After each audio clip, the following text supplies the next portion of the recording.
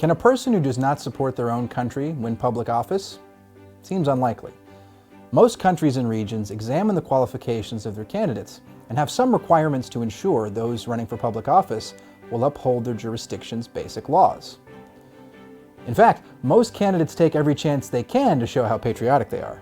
Even as far back as the US Civil War, a number of members of the House and Senate were disqualified for supporting secession.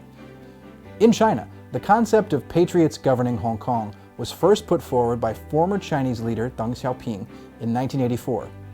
When Deng met with a delegation from Hong Kong in Beijing, he made clear the idea of Hong Kong people ruling Hong Kong must be implemented primarily by patriots. This is a core aspect of the one country, two systems principle, which undergirds Hong Kong's special status. Patriots, Deng explained, respect their own nation and support the country resuming its rightful exercise of sovereignty over Hong Kong, but will never harm the prosperity and stability of the region. Why does this principle still matter today?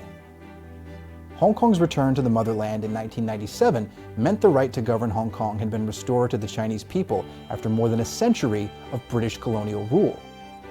Ensuring support for China's hard-fought victory among those holding public office is essential to maintaining sovereignty long into the future. Few would disagree, except a vocal minority who have hijacked and monopolized the conversation.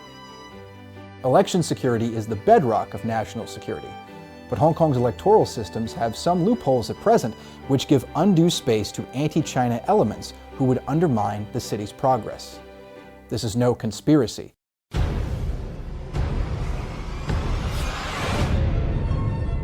Advocates of independence have not only incited street violence, but also taken advantage of institutional weaknesses to penetrate Hong Kong's local governance structure. But let's be clear, this does not mean a diversity of opinion will not be respected in Hong Kong. What constitutes a patriot is necessarily broad, and the vast majority of residents would easily qualify. There is a world of difference between those who are merely critical and those who want to break away from the country entirely. Setting a universal and well-understood standard to guarantee these foundational principles are followed is not an exceptional practice. Anyone telling you otherwise has an axe to grind.